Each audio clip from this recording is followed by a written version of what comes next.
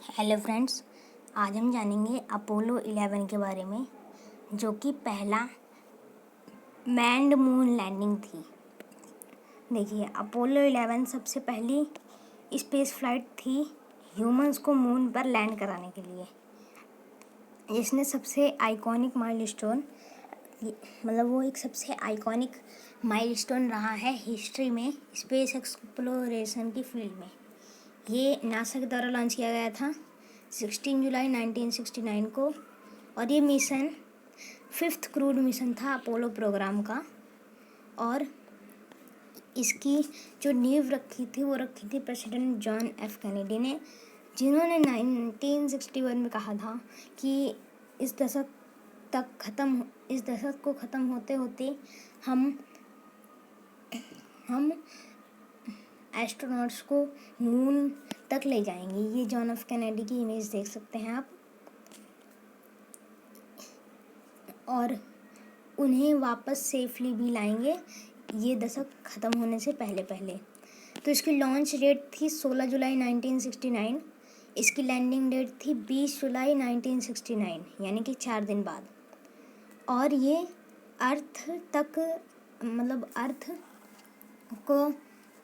अर्थ पर सक्सेसफुली आया था, मतलब सक्सेसफुली अर्थ पर लैंड किया था 24 जुलाई 1969 को।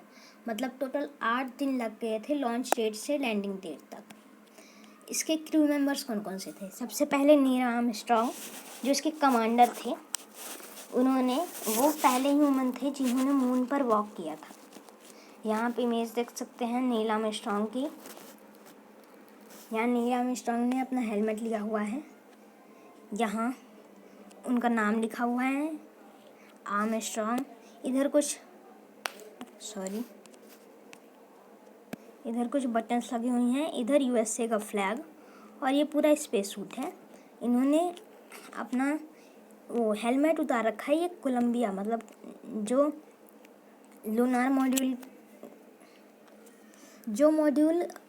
मून को ऑर्बिट कर रहा था जिस टाइम को ईगल, यानी कि जो लूनार मॉड्यूल था वो लैंडेड था मून पर। कोलंबिया कहते हैं वो निकनेम है। फिर है बज एल्ड्रिन लूनार मॉड्यूल के पायलट थे, और वो सेकंड पर्सन थे मून पर वॉक करने वाले। यहाँ बज एल्ड्रिन की इमेज देख सकते हैं। यहाँ इनका नाम लिखा हुआ है। यहाँ इनका हेलमेट, इन्होंने ग्लव्स पहन रखे हैं। फिर इसके बाद है Michael Collins. Michael Collins command module के पायलट थे जिसका नाम कोलंबिया था, और उन्होंने मून को ऑर्बिट किया था कमांड मॉड्यूल में। यहाँ पे इमेज देख सकते हैं माइकल कॉलिंस की। इनका स्पेस सूट थोड़ा सा अलग है, क्योंकि ये मून पर नहीं उतरे थे। ये सिर्फ स्पेस क्राफ्ट में ही थे, और इनका हेलमेट भी थोड़ा सा अलग है, क्योंकि ये मून पर उतरे ही नहीं थे। सिर्फ बज एल्ड्रिन और नील आर्मस्ट्रॉन्ग उतरे थे, जिनको ज़्यादातर लोग जानते हैं। माइकल कॉलिंस को ज़्यादातर लोग नहीं जानते, लेकिन उन्होंने भी एक मेजर की रोल निभाया है उन्होंने भी अपोलो 11 मिशन में। फिर उसके बाद है इसके की अचीवमेंट्स क्या थे, मतलब इसने सबसे क्या अचीवमेंट्स किए थे, ये क्यों स्पेशल है। तो देखिए, ये ह्यूमन की पहली मून वॉक थी, मतलब मून पर वॉक थी पहली। नील आर्मस्ट्रॉन्ग ने सबसे पहले लूनार सरफेस पर कदम रखा और बहुत फेमस वर्ड्स भेजे रेडियो के द्वारा। That's one small step for a man, one giant leap for a mankind. यहाँ पे इमेज देख सकते हैं।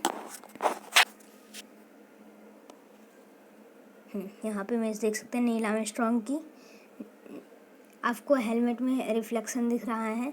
सामने इनके बज ऑल्ड्रिन खड़े हैं, और ये लूनार मॉड्यूल है, और इधर खड़े हैं बज ऑल्ड्रिन। ये इधर यूएसए का फ्लैग है, और इन्होंने ये स्पेस सूट पहन रखा है। और ये कुछ फुटप्रिंट्स हैं उन्हीं के जूतों के। फिर उसके बाद लूनार मॉड्यूल, जिसको ईगल भी कहते हैं, निकनेम उसका ईगल है, वो सक्सेसफुली डिटैच हुआ था और मून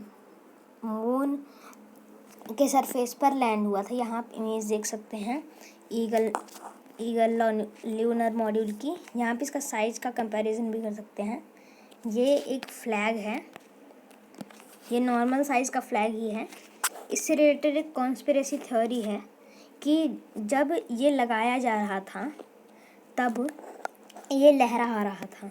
तो ये इसलिए लहरा रहा था क्योंकि ज़्यादातर जो झंडे होते हैं उनमें सिर्फ एक वर्टिकल रॉड होती है, लेकिन नासा ने इसको स्पेशली कम ग्रेविटी के लिए बनाया था, तो उसमें एक हॉरिजॉन्टल रॉड भी डाली गई थी, जिसकी वजह से ये लहरा रहा था। और ये बहुत सारे लोग मानते हैं कि जैसे जो हमें इमेज दिखाई जाती है, मतलब वीडियो दिखाई जाती है कि नील आर्मस्ट्रॉन्ग उतर रहे हैं, तो उस टाइम पर तो कोई बाहर नहीं था। तो बहुत सारे लोग कहते हैं कि वो एक स्टूडियो में शूट की गई है, लेकिन ऐसा नहीं है। ये लूनार मॉड्यूल पर बहुत सारी कैमरास लगे हैं, जैसे एक यहाँ,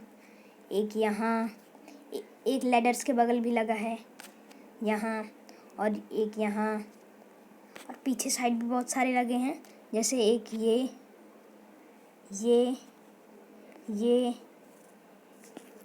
और नीचे साइड भी लगे हैं पूरी ईगल के जांच के लिए। फिर है लूनार सैंपल्स।